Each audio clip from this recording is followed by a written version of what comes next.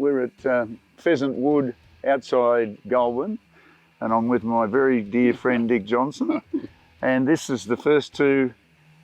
These are the first two EB Falcons that were made for supercars. So actually, no, it's not. There's one before this. Yeah. Well, the one before it, which you referred to as the Super Falcon, was actually lobbied out of existence by the Holden mob. They were very strong. Yeah, and it's what the cars evolved to what that car was. It was a bit innovative. So it was very innovative, and it was one of those situations that our friends at CAMS didn't accept it because it was too out there. Lobby, heavy lobby they were. But this was the first one, which is the one I drove. Dick and I drove it for the very first time in November 1992, and then we went to New Zealand with it, raced it at Wellington, and a wheel came off and I hit the concrete barrier at quite a decent speed. Made my eyeballs roll around a bit. It was quite fun. Well, at the time it wasn't funny, but when he sort of hit the thing and he gets on the radio and he says, "Send an ambulance quick, I'm going blind." I said, "What do you mean you're going blind?" "I'm going blind." So everyone starts panicking and going on, and next minute he rings back and says, "Oh, don't worry," he said, "I found my glasses, they flew off and they're on the dash." So I got my sight back. Yeah. And the boys, Jimmy and Ross Stone, worked for Dick then, and they fixed the car and we raced it at Pukekohe the next weekend. And then we started the season in March, I think it was, 93. So the first round in the Australian Series was at Amaroo, and I think I won the round. I've got the trophy somewhere. So it's a pretty special car. Yep. I won the first race there and JB won the round. Yeah, did you have a puncher or something? I ended up with a wheel against the guard, against the wheel, and the tyre was rubbing on the rear guard, and they ended up blowing a tyre going over Bitchapave Hill. That'd be fun. Anyway, you know, in the whole business of supercars and racing Falcons, which we raced, you know, everybody in Ford world raced for a long time, these are the two first cars. So they have very significant history. And they've been restored to within an inch of their lives. They're beautiful. Well, it's pretty spectacular actually when you see both of them together like that. This, it's fantastic. Yeah, they're beautiful. And they actually nice looking cars, I think, compared to what we ended up with, but still, that's me being an old bloke. It's when the cars had specific strengths and weaknesses between the different brands, and that's what made good racing.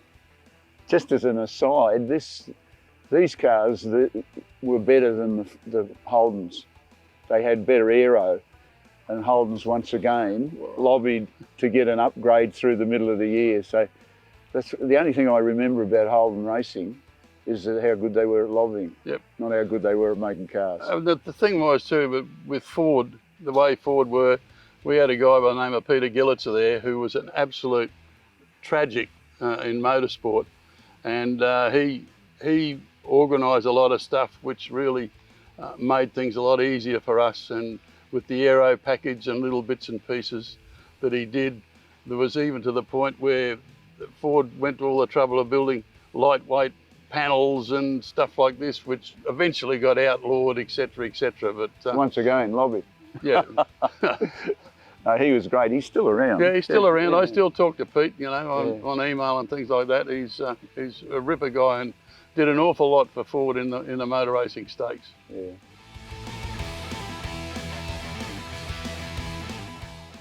With the blessing of John, who owns the car, I'm going to do a few quiet laps in it. I don't think I'll be doing anything crazy. I might have to do a bit of an update on where everything is, but yeah, I'll look forward to it. It's when I last raced it was, I think, 94. So it's a long time between drinks.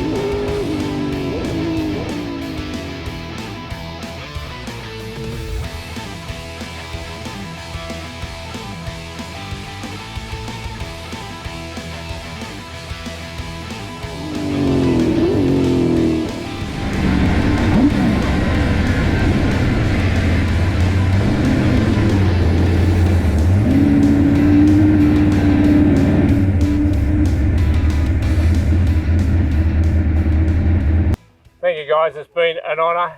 Project 18 with the support of 17. Very honoured to have Dick Johnson, John Bowe here with us to make this a memorable occasion. Dick, you must have brought back memories. Mate, it's brought back as many memories as there is flies, I can tell you. So.